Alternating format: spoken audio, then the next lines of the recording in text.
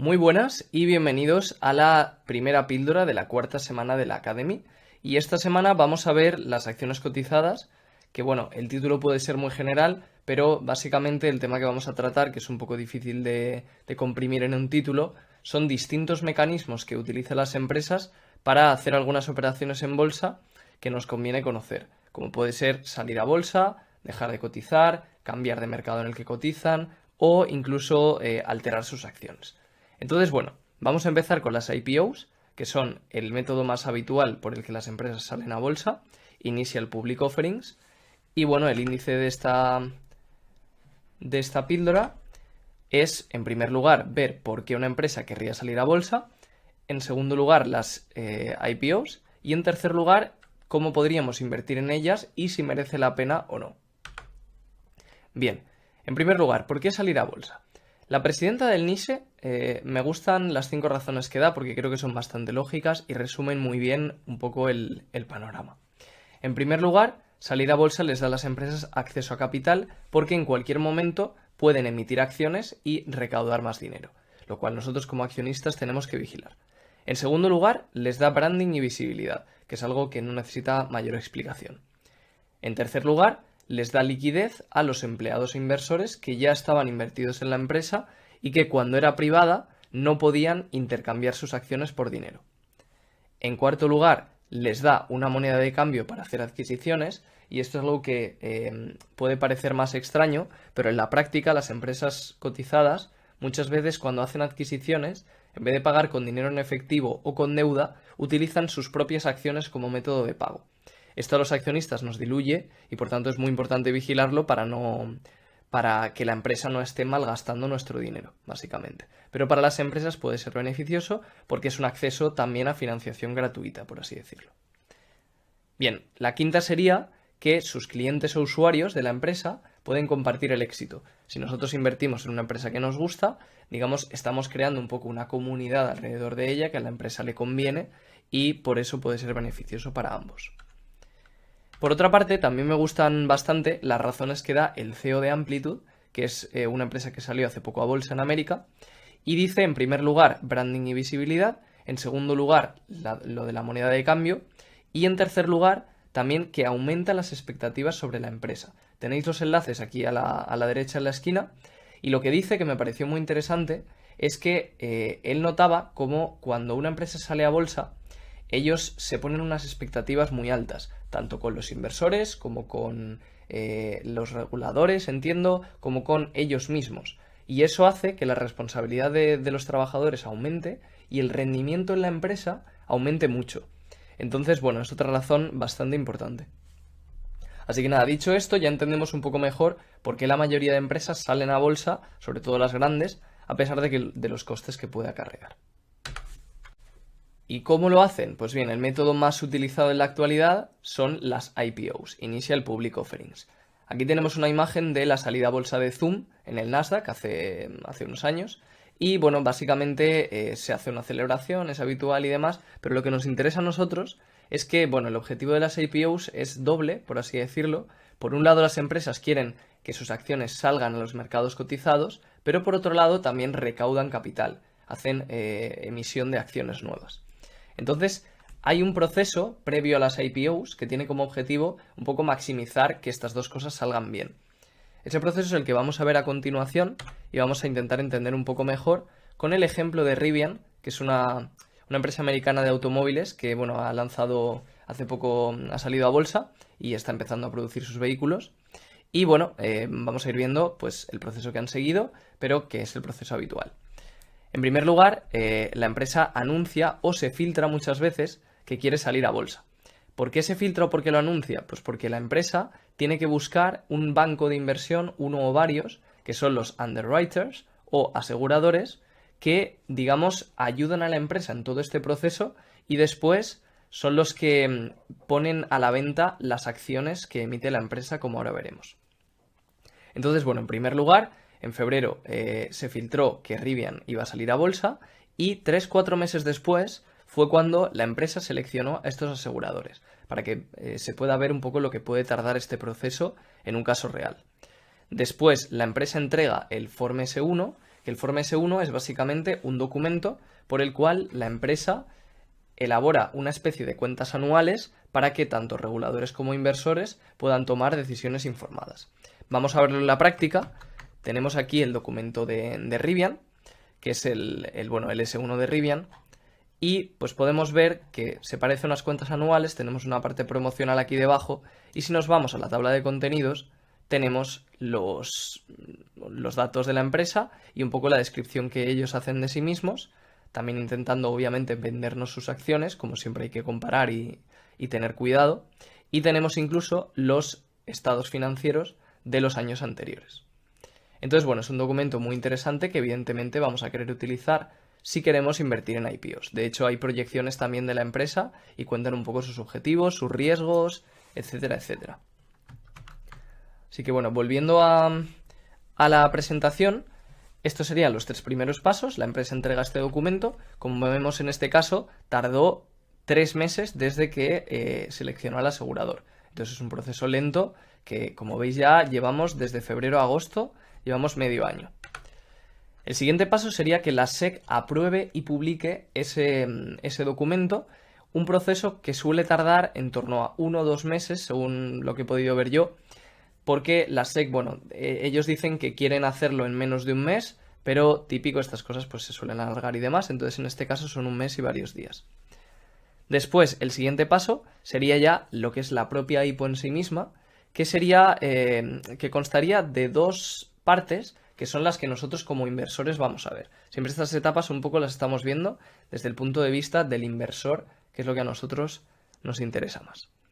Entonces, el primer paso sería que el asegurador coloque las acciones. ¿Por qué? ¿Por qué está separado el paso de colocarlas y salir a bolsa?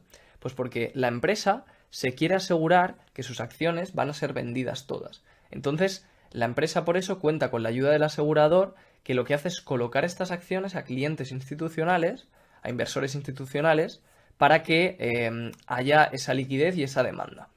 ¿Qué es lo que implica esto? Pues implica que nosotros como inversores individuales tenemos muy difícil acceder a las acciones en esta etapa. ¿Y qué es lo ventajoso de esta etapa? Pues que el precio suele ser muy inferior al precio al que luego las acciones salen a bolsa. Por ejemplo, en este caso de Rivian, las acciones fueron vendidas a los clientes institucionales en el precio del IPO por $78 y luego en la salida a bolsa las acciones se esperaba que abrieran un 50% por encima del precio del IPO. Esto ahora veremos un poco más a fondo por qué ocurre, pero bueno, podemos ver por eso que quizás como inversores es algo que nos llega a marear, que tenemos varios precios de salida a bolsa. El primero es cuando la empresa anuncia y publica el documento del S1.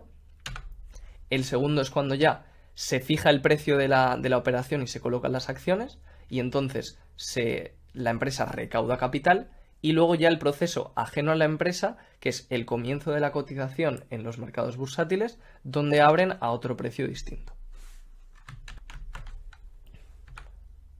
Bien, ahora vamos a ver cuáles son los costes asociados a esta operación, porque también en estos costes hay varias cosas interesantes. En primer lugar, los problemas. En primer lugar, los problemas de las IPOs son los costes que tienen, que son bastante elevados. Aquí tenemos un ejemplo que tenéis aquí la dirección, donde vemos que el coste de los aseguradores suele oscilar entre un 3,5 y un 7% de comisión respecto al capital captado, respecto a los 11,8 billion que era en el caso de Rivian. Y además hay muchos otros costes asociados que están por aquí y lo podéis consultar en ese enlace.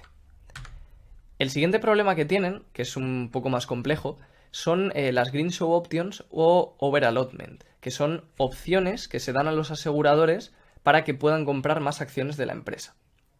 ¿Cuántas opciones? Pues bien, en el caso de Rivian y habitualmente suele ser un 15% de las acciones emitidas en la operación.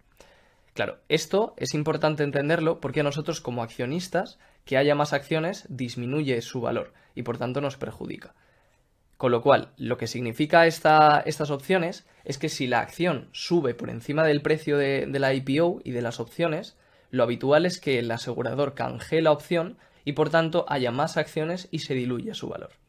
En cambio, si la acción cae de precio, sería más habitual que el asegurador no ejecute las opciones porque esencialmente estaría perdiendo dinero y por tanto la acción no se diluiría. Con lo cual lo que hace es limitar un poco el rango de posibilidades de las IPOs y hacer que el riesgo, por así decirlo, disminuya. Porque en el caso de que...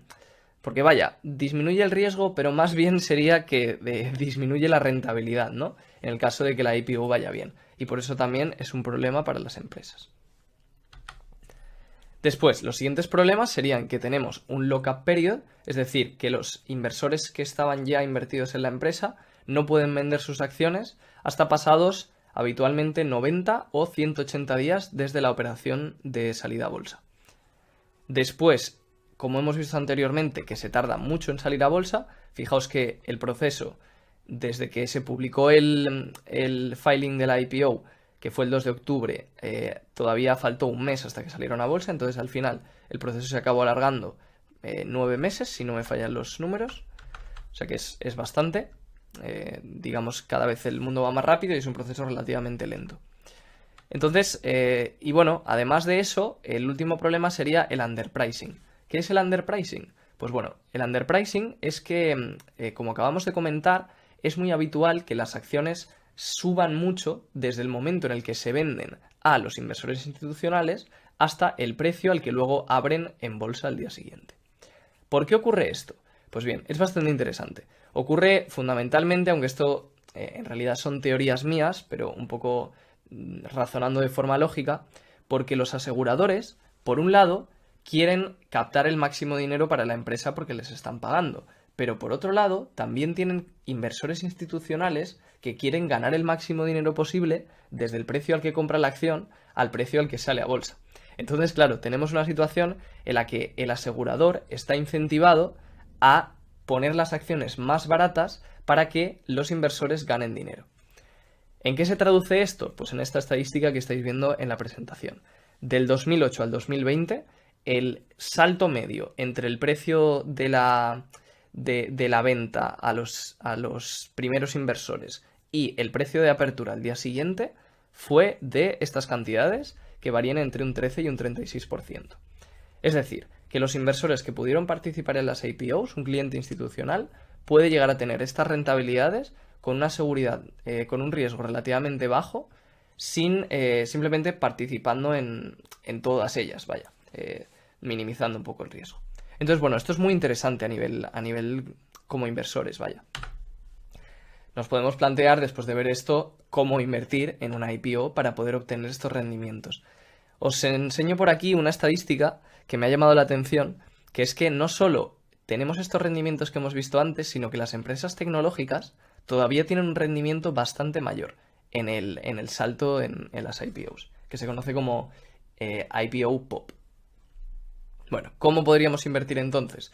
Pues bien, investigando un poco, he encontrado que hay ciertos bancos de inversión, en concreto Fidelity, que te permite, bajo una serie de requisitos que son bastante elevados, como tener $100.000, por ejemplo, invertir en estas IPOs. Pero claro, esto puede tener su letra pequeña, porque es posible que luego en la práctica solo puedas invertir después de que lo hayan hecho los institucionales y solo te queden las IPOs que sean peores. Según he visto también en Fidelity, la estadística que mencionan ellos de qué porcentaje de los inversores son institucionales e individuales es de 90% versus 10%. Entonces, bueno, es una opción que personalmente no he ampliado más y quien quiera investigarlo, pues adelante. Entonces, por otra parte, otra posibilidad que veo que me parece que puede ser buena idea es buscar fondos de inversión que sí que sean inversores institucionales y tengan acceso a estas IPOs. Tampoco lo he hecho, simplemente he estado ojeando un poco y sí que he visto que había alguno que tenía buenos retornos, pero como siempre esto no es una recomendación de compra y cada uno debe hacer su propio análisis. Simplemente como idea que puede ser interesante. Hay otra forma más de invertir en IPOs, que sería pues hacerlo después de que la acción salga a cotizar. Nos perderíamos ese rendimiento inicial, pero también podría ser interesante. Lo dejo como pregunta. Vamos a ver la respuesta. Bien, muchos inversores conocidos y buenos inversores con muy buenos rendimientos nos comentan, como Warren Buffett por ejemplo, que no es recomendable, y ellos no lo suelen hacer, invertir en IPOs. ¿Por qué esto es así? Pues bien, porque al fin y al cabo tanto la empresa quiere recaudar dinero y el asegurador quiere ganarlo. Entonces, ellos tienen, por así decirlo, todas las decisiones y van a intentar salir a cotizar en el mejor momento para ellos. ¿Qué implica esto y en qué se traduce en la práctica? Pues en que la mayoría de empresas suelen salir a bolsa en momentos de auge de mercado, de euforia, en los cuales los inversores pagan más de lo que deberían porque son menos racionales. Ejemplos, pues bien, aquí tenéis la estadística, las IPOs del 2000 al 2021, fijaos cómo los años donde más ha habido fueron en la burbuja.com de los años 2000, luego disminuyeron mucho, fueron aumentando hasta la crisis financiera, volvieron a disminuir y ahora este último año, que ha habido también un boom muy grande, fijaos la cantidad de IPOs que ha habido. Entonces, bueno, esto hay que tenerlo en cuenta, evidentemente, y como dice Warren Buffett, es una negociación en la que el vendedor está eligiendo las condiciones y está eligiendo cuándo te lo vende. Entonces no suele ser un buen momento para invertir. Esto no quita que pueda haber excepciones y que el propio Warren Buffett haya invertido en algunas IPOs. Entonces por eso está muy bien conocer todo este proceso para poder aprovechar la oportunidad cuando surja. Así que bueno, esto sería todo. Simplemente recordaros que toda la información y opiniones ofrecidas en esta presentación tienen un carácter totalmente educativo y no constituyen ningún tipo de asesoramiento de inversión. Ninguno de nosotros se responsabiliza del uso que hagáis de la información y recordamos que invertir entraña el riesgo de la pérdida de capital. Así que muchas gracias por escucharnos. Espero que la voz no sea un problema por la enfermedad y nos vemos en el siguiente vídeo.